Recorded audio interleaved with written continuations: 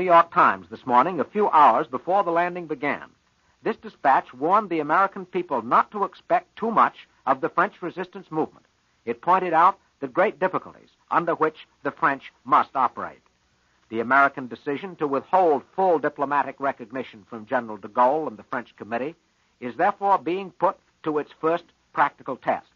And if the resistance movement does not live up to the hopes that some of us have placed in it, there may be a temptation to blame that on General de Gaulle rather than on the French situation as a whole. If, however, the French resistance movement does prove effective, then General de Gaulle and his French committee will have scored a double triumph. They will have prevailed not only against the opposition of the Germans, but against the doubts and hesitations of President Roosevelt and our State Department. The people of the other occupied countries with their exile and their exile leaders will also follow events in France with passionate life and death interest. They'll see first how strong we are. Then they'll see how much authority an exiled leader carries. And if General de Gaulle cannot rally the French people around him with all his contacts in the French underground, then the exiled leaders of Belgium and Holland, and perhaps of Norway, too, may have reason to believe that from now on the leaders of the resistance struggle will be found inside Europe and nowhere else. The Russians will also watch the course of the invasion with just as much interest as we're watching it over here, perhaps even with more interest, and this is why. Ever since the Germans invaded their country nearly 3 years ago, the Russians have been clamoring for a second front in the West. During these 3 years, they've had about one-third of their richest territories invaded and laid waste. Nearly one-third of the Russian people have been enslaved at one time or another by the Germans. For 3 years, the Russians have been living for this day of liberation because they've always believed that only large-scale military operations in the West can take enough German divisions off their necks for them to be able to hit back with decisive strength and really smash the German war machine. This Russian demand for a second front in the West is impossible to reconcile with the fears that some people have that Russia hopes and plans to dominate the whole European continent. Quite the opposite. Only by large-scale military operations in the West can the Anglo-American powers hope to exercise political influence over Western Europe, and the Russians are realistic enough to understand this. They'll gladly exchange a little loss of their influence, whatever it may be, in Western Europe for military assistance from us in their task of beating the main body of the German army, which, remember, is still drawn up on the Eastern Front. If today is a bright day for the Russians, it's a dark day for the Germans. The last German hope of making a separate peace with the Russians on the one hand or the Anglo-Americans on the other has now gone up the spout. Both the Russians and the Anglo-American powers are now far too deeply committed to their present strategy. They have too much to win by keeping it up, too much to lose by abandoning it. Nevertheless, we can expect to hear plenty of German propaganda that will continue to try to stir up suspicion and division between the Anglo-Americans and the Russians. The Germans are now under pressure from east, south, and west. They have a three-front war on their hands, and they'll fight this war with political as well as military weapons in the hope that somehow, somewhere, one of these offensives can be called off. And the Japanese are going to watch with deep concern what's happening in Europe right now. If the Anglo-Soviet-American coalition comes through its present test in Europe, then the Japanese will have good reason to fear trouble for themselves later in Asia. But any split between the Anglo-Americans and the Russians would redound only to the benefit of Japan. That's why the combined liberation of Europe means bad news for Tokyo. Finally, there's the American aspect of today's great happenings. The United States now stands at the peak of its military, of its economic, of its political, and of its moral power in the world. Never in the history of our country has our power of every sort, counted for so much as it does today. More than 150 years of American history lie behind the unexampled effort that this country is now making all over the world, not only in Western Europe, but in Italy, in the South Pacific, in Asia, on the seaways and skyways of the world, and right here at home, in our factories and on our farms. We're throwing everything we've got this summer into the greatest military operation of all time. But it's much more than a military operation. The fate of the whole world is involved, and in that fate, the United States has the decisive role to play. You have just heard Quincy Howe, Columbia's news analyst. Keep tuned to your Columbia station for a return to CBS World News Headquarters in just 30 seconds. This is CBS, the Columbia Broadcasting System. Now, here in New York is Columbia's correspondent, John Daly. The latest news we have of the Allied invasion of northwestern France is still in that bulletin from the Associated Press in London, which reports that Prime Minister Churchill said tonight that Allied troops had penetrated in some cases several miles inland after effective landings on the French coast on a broad front. In Washington, President Roosevelt's top military, naval, and air chieftains reported to him that the massive Allied cross-channel assault is going well up to now. The invasion is doing all right so far, Admiral Ernest J. King, the commander-in-chief of our Navy, said as he left the White House after an hour-and-a-half conference with the chief executive. Into our studios and our newsroom here in New York have come a series of eyewitness dispatches from the other side of the world where the fighting is going on. We'll read some of these dispatches to you to give you a clear picture of what is happening as the Allied troops storm the fortress of Hitler. Correspondent E.V. Roberts, representing the combined American press, has sent, for instance, a dispatch telling how General Eisenhower spent the hours just before our men went ashore in France. General Eisenhower, he said, stood on a rooftop on Invasion Eve and watched a mighty airborne armada form in the sky and wing its way toward France and the beginning of the final phase of the War of Liberation. The Supreme Commander radiated a calm confidence contagious to those about him. He spent the greater part of the day among the troops, seaborne and airborne, walking from group to group, chatting and laughing with the men. At 2:30 p.m., says Roberts, on Monday, Eisenhower met with a small group of British and American press and radio representatives. He told them that the invasion of Europe would be launched Tuesday, and the machinery was already in motion. They were informed that the operation would be the largest of its type ever launched, and that the Allies had assembled their mightiest land, sea, and air force for the purpose. Eisenhower talked to them for an hour and a half. The conference took place in his command tent, a plain, bare-walled structure about 20 feet square with canvas roof and walls of stained pine boards. At the start, he greeted each correspondent with a handshake and a friendly, lopsided grin. He stressed the importance of the job his staff officers, British and American, had done in preparing and launching the blow, and spoke earnestly of his desire to emphasize this. The weather, the correspondents learned, had been the biggest Allied headache in the selection of D-Day. At one time, General Eisenhower interrupted his discourse to look out of the door and comment with enthusiasm upon a patch of sunshine. The general sat comfortably slouched behind his big battered desk. On the desk top was a green telephone, a desk lamp, an inkwell, and a packet of cigarettes. During the conference, he occasionally leaned forward to tap with a finger for emphasis. He smoked constantly, sometimes lighting one cigarette from another. Beyond that, he made no movement. He did not appear to notice the express train roar of constant Allied air patrols overhead. Roberts adds that after the conference, the general stood outside, hatless and with hands in pockets, and chatted with the reporters informally. They remarked upon his calmness, and one asked him, "Don't these things make you nervous?" He chuckled and said he was the type that boiled up inside, but that when things got too bad, he was usually able to sleep it off. He told them that he planned to visit the airborne units during the evening, and that before turning in, he would probably read a little philosophy or a Wild West story. The correspondents were then permitted to tag along on the Supreme Commander's visit to the airborne units, but only with the understanding that they would remain definitely in the background. There is a warm, personal relationship between General Eisenhower and his men, and he made it clear that he wished it to remain personal. Roberts says that as the party swept along a road overlooking a coastal town en route to the airborne bases, the correspondents could see a great flotilla of landing craft out at sea.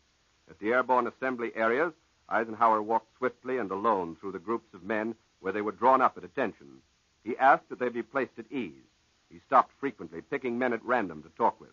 Often he was completely surrounded by the men, and they trooped after him, laughing and joking like schoolboys. The reporters estimate that during the evening hours, he talked with several hundred men individually. He asked them where they were from. He seemed determined to find a paratrooper from his home state of Kansas, and what they did in civilian life and what their army job was. And then he added personal touches. He asked a youngster where he got his haircut, and an ex-Dakota farmer how much wheat he grew per acre. He asked about the weird war paint of the paratroopers, and was told that it was a mixture of cocoa and cottonseed oil. "It tastes good," one trooper told him. The Supreme Commander's party reached the last base just at takeoff, says Roberts. At 7-second intervals, the big C-47s roared off the runway and lurched into the sky in a seeming endless stream. Eisenhower was escorted to the roof of headquarters for a better view as they circled above, coming into formation for the great task ahead. He turned his face toward France and watched them vanish in the darkening sky. And that's how General Eisenhower spent the last hours before invasion. The British radio has just reported that every plane in the vast fleet of American transport aircraft that flew with troops and equipment onto the continent was painted with broad blue and white stripes and carried colored lights, yet no fighters or heavy flak opposed it. The huge, brilliantly lighted armada stretched for more than 250 miles, continued the broadcast, which was recorded here at the CBS shortwave listening station. It traveled only a few hundred feet above the ground, and it took more than an hour to pass. It met only small arms fire, mostly from 50 caliber machine guns. Here is a late bulletin with a dateline Folkestone, England on it.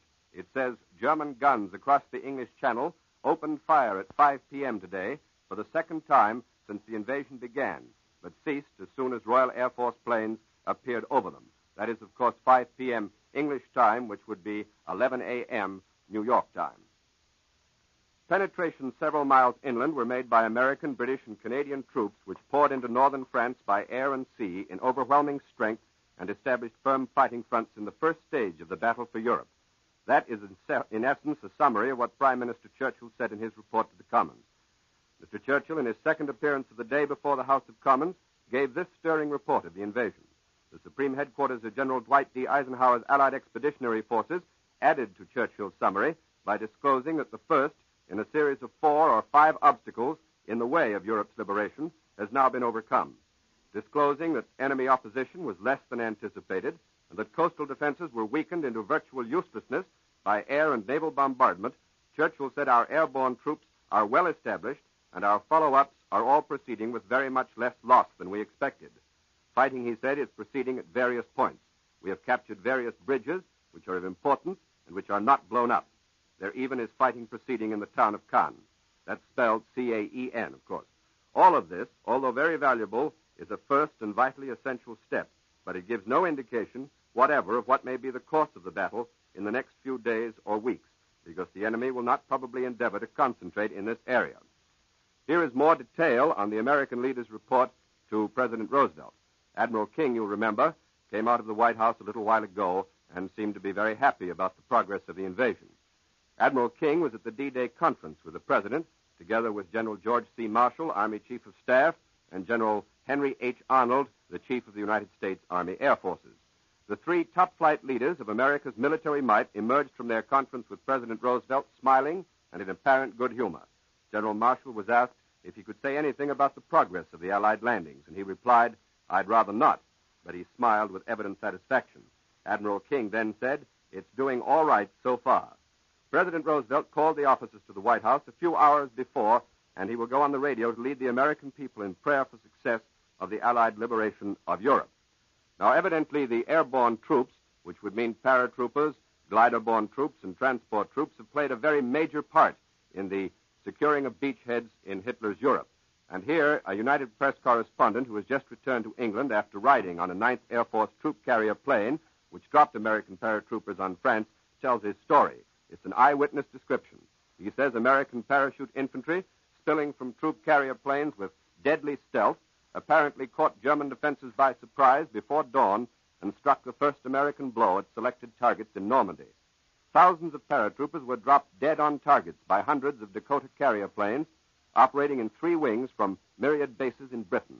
The surprise, he says, was shown in the lack of opposition to the first plane arriving over the drop zone and the moderate and inaccurate flak encountered by those which followed.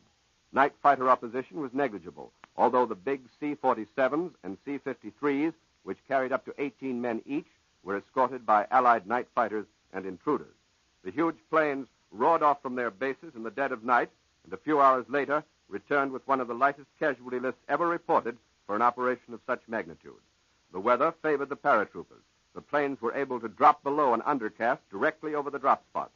And while the American paratroopers hit at German communications, airfields, supply dumps, and command points, British airborne units were striking farther along the French coast. Brigadier General Paul L. Williams, whose troop carriers led the invasion of Sicily, congratulated all wings in his command on the successful execution of their missions. Few crews reported difficulties. Lieutenant Arthur T. Douglas of New Orleans, who brought his Dakota over the drop zone in one of the later groups, encountered heavy ground fire, which made it impossible to drop his paratroopers on the first run. He made 3 runs in all before dropping his human cargo. When we approached the drop zone, Douglas said, it appeared circled with machine gun fire and light flak which formed a crossfire. The bullets sounded like rain on a tin roof. We made one run, but nobody could jump. And as I started away from the target, the crew chief told me about it. We were going out over the channel, but I swung the plane around and went back over the drop zone again, trying to get under the trajectory of ground fire. That time, most of the men jumped, but there still were some unable to get away. Flak burst near us and threw 3 men to the floor, so we circled and went back a third time. Bullets were whizzing all around the plane and cutting it up, so when I got rid of my stick, I went to the deck and got out of range. When he says he went to the deck, of course, it means he went right down as close to the ground as he could get. Major Howard W. Cannon of St. George, Utah, who was co-pilot of the lead plane, said that his crew saw fires burning furiously near the drop zone, apparently started by preparatory bombings. They looked like barrels of oil going up, is the way Major Cannon described it. His plane encountered some gunfire going over the Channel Islands, but it was ineffective, he said. Lieutenant Jack H. Smith of Hot Springs, Arkansas, saw one transport shot down. He says that we had passed the drop zone when we saw a blue pulsating flash from the plane ahead of us. We followed the burning flyer down. He went down gamely. But before he hit the drink, we saw 5 parachutes blossom out of the plane. That was the report of a United Press correspondent who went over Europe with American parachute troops this morning when the invasion started. America, here at home, we seem to have received the news of the invasion of Europe very calmly and then turned to the altars of our faiths to pray for peace with victory.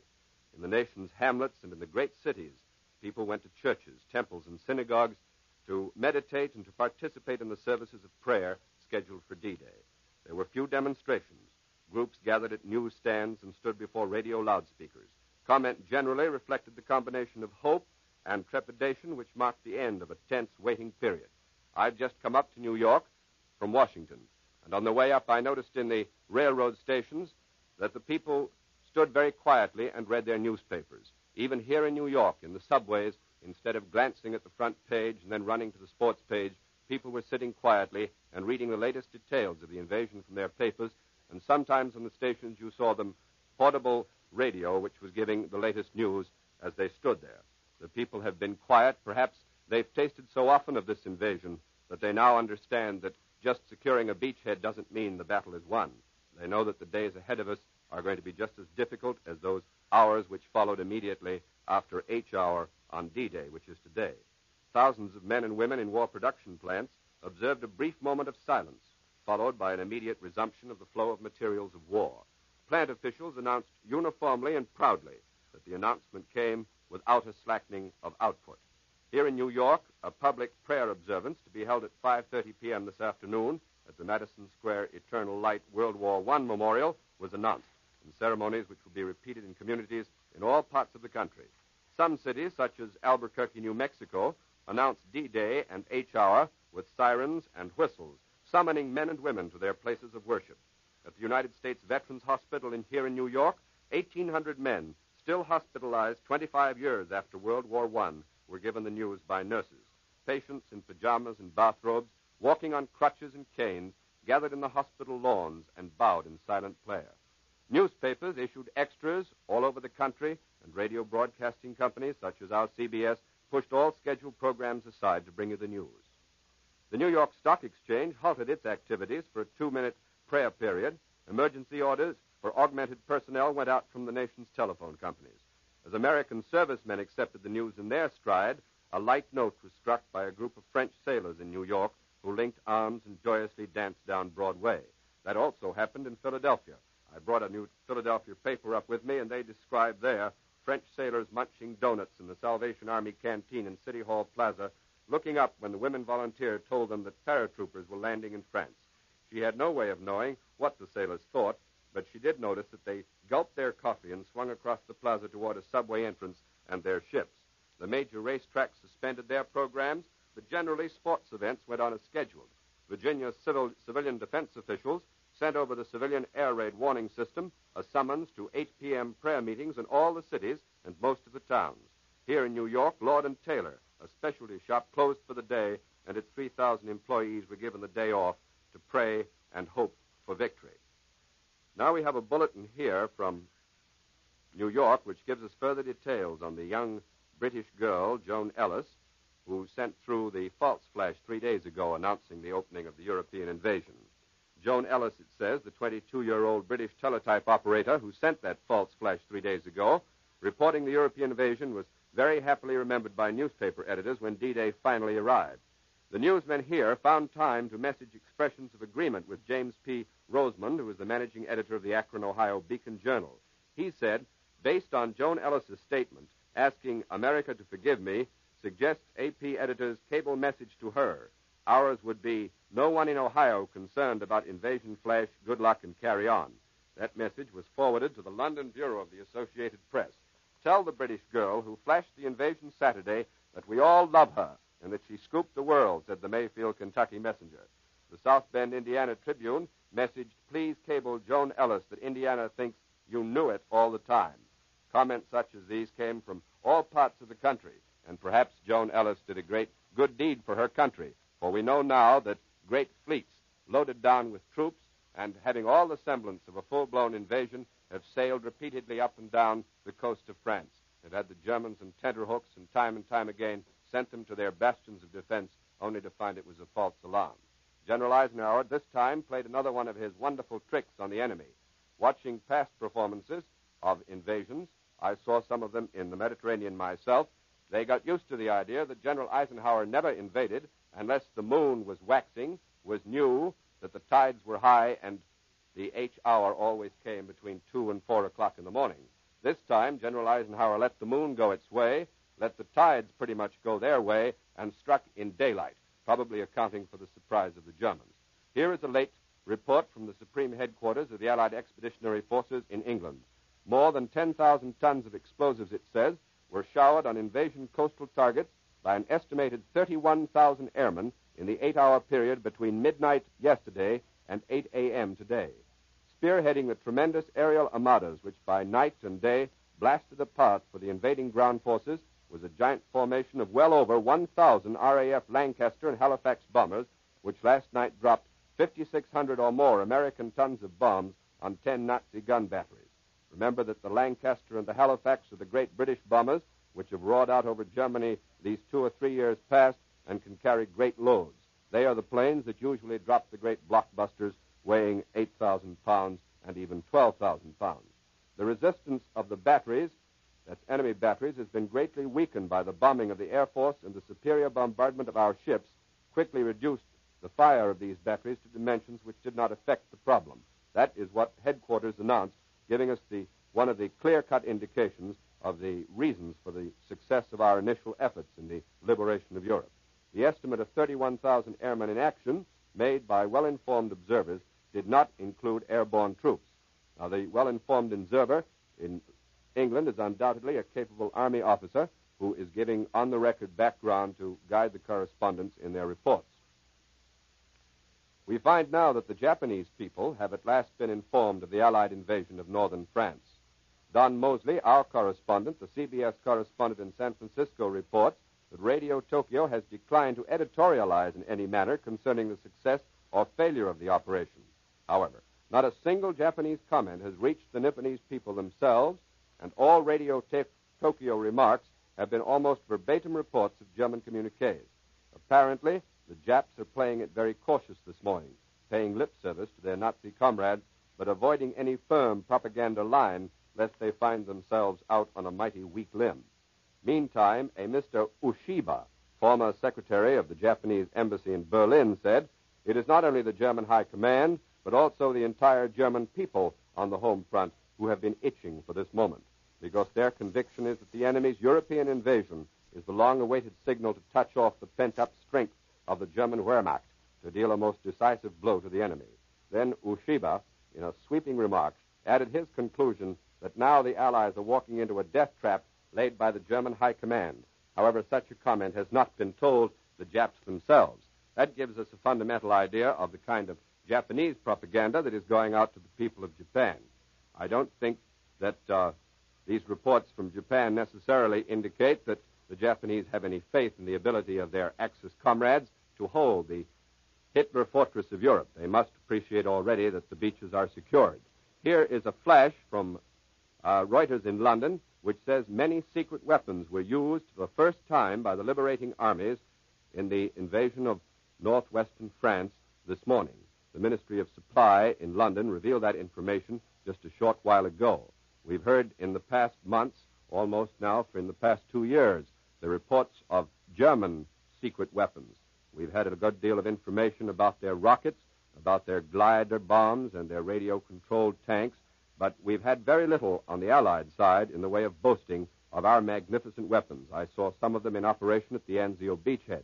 They can't be talked about even now, and yet even those weapons, as terrible as I saw them, have been superseded by even newer weapons, since this report says that many of the secret weapons were used for the first time by the liberating armies when they broke their way into northwestern France this morning to start the long-awaited liberation of the occupied countries in Europe.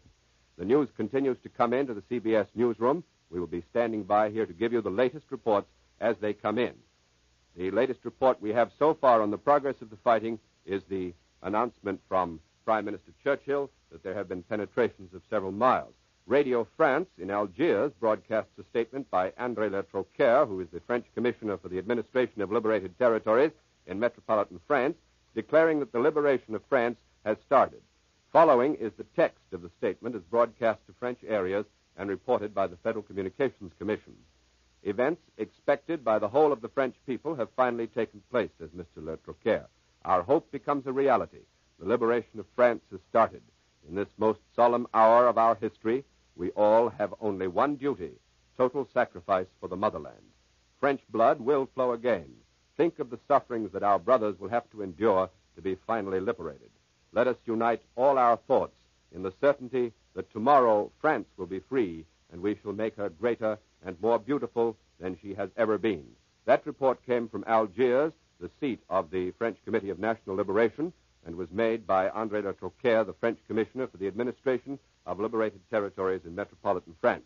Meanwhile, we received earlier today the news from London that General de Gaulle has arrived in England and evidently has already held consultations with the British authorities, looking for the complete cooperation of the people inside France. What we can expect in the way of cooperation and help from the French people must still remain a question mark. We do know that there are Frenchmen who have fought against the Germans underground for many, many months, for many years inside France. We will only have to wait now for time to see if all France rises to help us, and we feel sure that they will. These reports that we have just read you, eyewitness reports, and the last-minute details of the news of the invasion have just come into our newsroom and constitute the latest information that we have. You have just heard CBS correspondent John Daly. And now, while we wait for more news on the invasion, we will present another program. Our Gal Sunday, presented by the makers of Anison, Life Can Be Beautiful, presented by the makers of Ivory Soap, and Ma Perkins, presented by the makers of Oxidor, will not broadcast today because of the special news you've just heard. This is CBS, the Columbia Broadcasting System.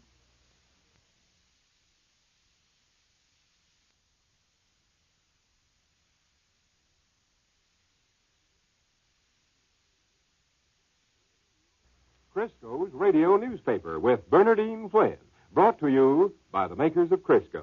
And now, here's Bernardine Flynn. Thank you, Ed, and hello, everyone. This is the day for which we've all been waiting. D-Day, invasion of Western Europe.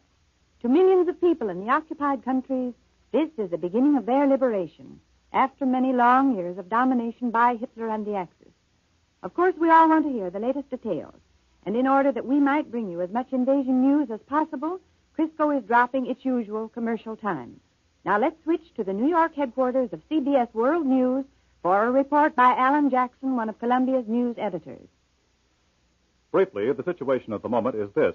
We have landed, and from all indications have things well in hand. Most of the details as to exactly what's going on come from the Germans, because, naturally, our commanders are going to use utmost caution in releasing information which the enemy might not have. However, Admiral Ernest King, the commander of the United States fleet, said this morning in Washington after a conference with President Roosevelt that, from his viewpoint, the invasion of Europe is doing all right so far. The grand assault on the continent, as a matter of fact, was scheduled for yesterday, but it was postponed until today because of bad weather. When it did get underway early this morning, shortly after midnight, It found the highly vaunted German defenses much less formidable in every department than had been feared. For instance, airborne troops who led the assault before daylight on a history-making scale suffered extremely small losses in the air, even though the great plane fleets extended across 200 miles of sky and used navigation lights to keep formation. Naval losses for the seaborne forces are described as very, very small, although 4,000 ships and several thousand smaller craft took part in transporting the American, Canadian, and British troops to France. Coastal batteries were virtually silenced by the guns of the British, American, and Allied fleets, including battleships, and the beachheads were speedily consolidated. The German radio says the scene of the landings was a 100-mile stretch of the coast from Cherbourg to Le Havre. Britain's Prime Minister Churchill, announcing the successful invasion of the House of Commons at noon, 6 hours after the first seaborne troops had landed, said the landings were the first of a series. And then later on he said that heavy fighting was taking place in the town of Caen, which is about 10 miles inland. Berlin admits that the invaders have succeeded in sending landing barges into 2 estuaries that are behind the Atlantic Wall, that great line of defenses which Hitler has talked about so much in the last couple of years or so. The Germans admit that Allied tanks have cut their way inland several miles between the towns of Caen and Isigny, 2 French towns about 35 miles apart. And, still according to the enemy, our troops have made penetrations ranging up to 10 miles. Thousands of Allied paratroopers, some reports say at least 20,000, landed behind the enemy lines to disrupt the German supply and communication facilities. These landings were most successful. And the Navy was on hand, too, the biggest armada in anybody's history. Surprisingly, the early reports say, as we just told you, the first resistance was comparatively light. Our casualties have been light so far. Correspondents flying in air squadrons overhead reported our troops flashing ashore against only little resistance. The airborne troops, the soldiers who crossed over the enemy land in air transports and gliders, have encountered only slight resistance so far. But this should not be taken as an indication of things to come. Quite the contrary. While it's true that the going seems to have been fairly easy so far, it'll get tougher later on. The Germans, for instance, are holding huge reserves of troops behind the lines, waiting to see where the Allies will hit the hardest. When that fact is determined, the enemy high command will order everything in his power into the attack. Thus, the job of our paratroopers and airborne forces is to blow up the bridges, the highways, and the railroads over which the enemy reserves would have to move to counter our main blow. This enemy blow may come in a day. It may come next week sometime. But when it does come, it will be the enemy's supreme attempt to knock a damaging hole in our invading armies. And the fighting will be tough. General Eisenhower calls the invasion a crusade, and he says that nothing less than full victory can come of it. Early this morning, just a short while after the first official announcement of the invasion had been made, Eisenhower made a special broadcast to the underground fighters of the occupied countries. He warned them against any premature uprising, but he urged them to complete their preparations and to stand ready for the signal. And that signal, it is expected, will touch off the greatest revolt in history. Estimates place the size of these underground armies at something like 8 million men. 8 million men armed and waiting to strike back at the people who have held them in subjugation for so many years. Well, perhaps it might be a good idea now to take a look at the geography, that is, the land at which the Allied armies are striking today. General Eisenhower's invasion hit the Atlantic Wall in the sector of the lowest French coastline, the widest beaches, avoiding the heavily fortified cliffs opposite Dover, upon which the Germans had planted naval guns which command the narrow Straits of Dover at the eastern entrance to the channel. Caen apparently is the center of the first attack by airborne parachute troops. That's a key point on the water-level roads and railroads to Paris, which is barely 120 miles away, since its capture, that is, the capture of Caen, would force a German evacuation, hastily, of the whole Cherbourg Peninsula. So far as the geography of the French coast is concerned, the Allied High Command picked for its initial attack a sector giving the Allied forces the most favorable terrain. Except for the coastline east of Le Havre toward Dieppe, where there are high, steep cliffs, the whole seafront under attack is flat and sandy. Cherbourg lies at the foot of a cliff, with the city and port at water level, but with the fortifications and airfield on a high plateau on the cliff, dominating the city from the south. It always was considered one of the best fortified and strongest defended of the French Channel ports. Le Havre lies at the mouth of the Seine, the natural gateway to Paris. The Havre port, once the terminal of the Normandy and many other great transatlantic liners, is the biggest port on the French North Shore. It was under frequent air attack during 4 years of occupation, But unless the Germans dynamite its locks in their defense or retreat, it may be found fairly intact upon the entry of American troops. One of the first coastal villages attacked and flown over by airborne troops was Burr-sur-Mer, the fishing village where Admiral Richard E. Byrd and his crew made a forced landing at the conclusion of their transatlantic flight in June 1927. Prime Minister Churchill told the House of Commons when he went to the address this morning that the invasion was proceeding according to plan. And then, with emphasis, he added, "What a plan." President Roosevelt spent the early mornings of the invasion day writing a prayer for victory for the armed forces. And he will broadcast this prayer to the world at 10 o'clock tonight. He has expressed the hope that the nation will join him in the prayer. In part of that, he says, "Success may not come with rushing speed, but we shall return again and again, and with thy blessings we shall prevail over the unholy forces of the enemy."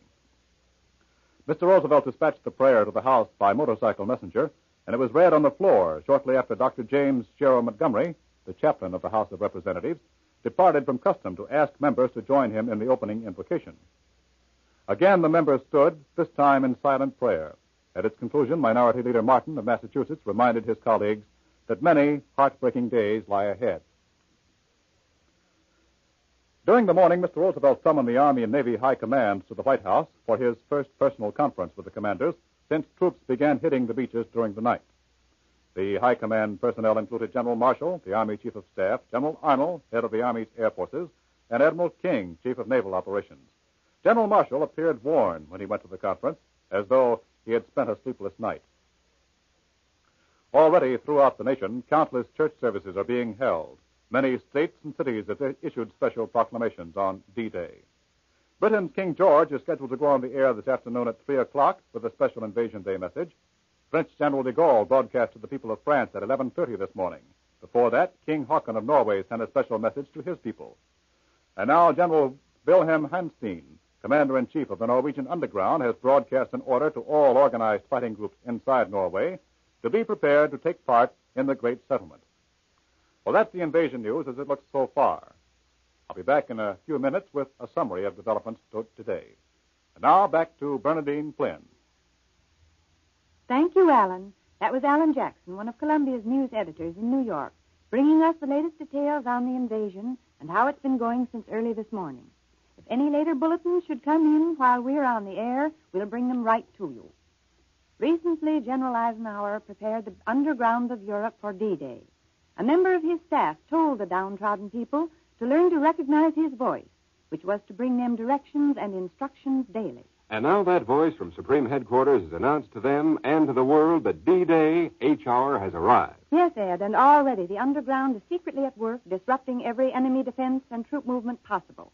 They are cutting communications, dynamiting bridges and viaducts, opening dams, destroying power lines and railroads. And I understand the French underground numbers more than 1 million people. That's right. It's a force which began as a guerrilla unit, and today it's virtually a corps of sabotage engineers.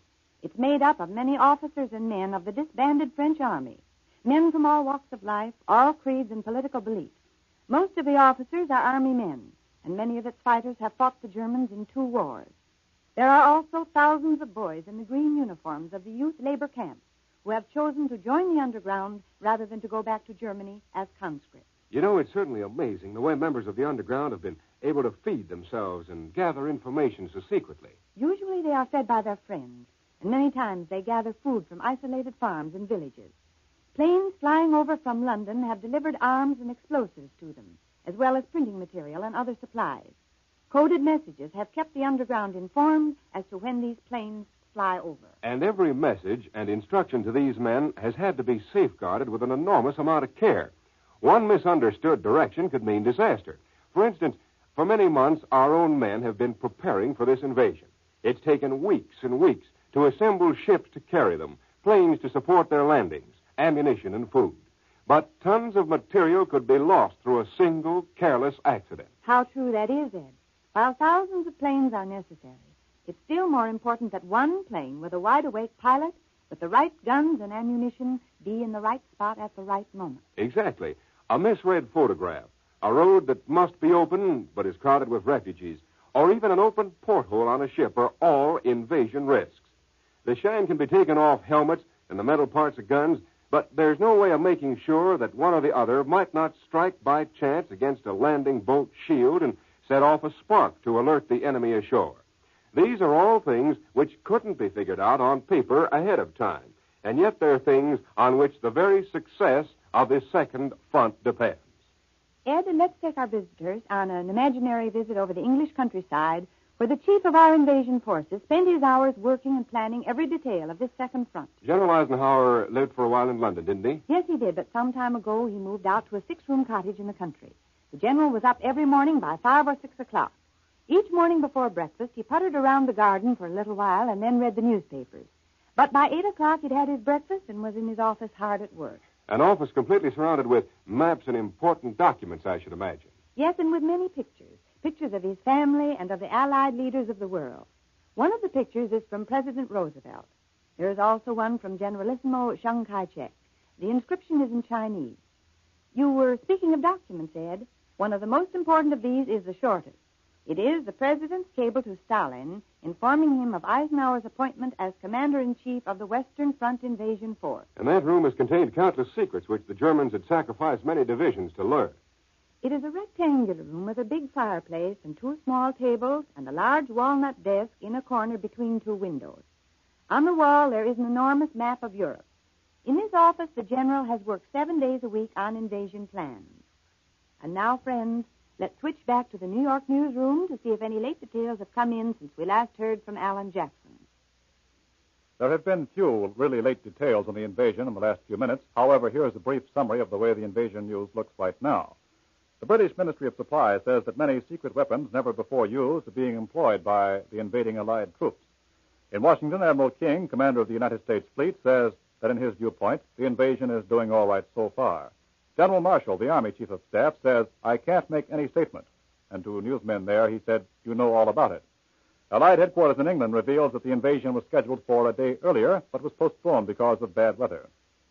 A dispatch from London quotes the German DNB news agency as saying that the invasion front has further widened in the past few hours. Prime Minister Churchill, as you know, has said that heavy fighting is taking place in the town of Caen, about 10 miles inland from the French coast. And that's the invasion news to this minute. Thank you again, Alan. Well, friends, the liberation of Western Europe is underway. Alan Jackson, one of Columbia's news editors, has supplied us with the latest news on this greatest of all military operations. It can't be repeated too often. The fighting that lies ahead will be extremely bitter. Let's all offer up a prayer for victory. That, friends, ends another edition of Crisco's Radio Newspaper. Join us again tomorrow at this same time. Until then, this is Ed Roberts and Bernadine Flynn saying goodbye for the makers of Crisco. We return you now to New York. This is CBS, the Columbia Broadcasting System.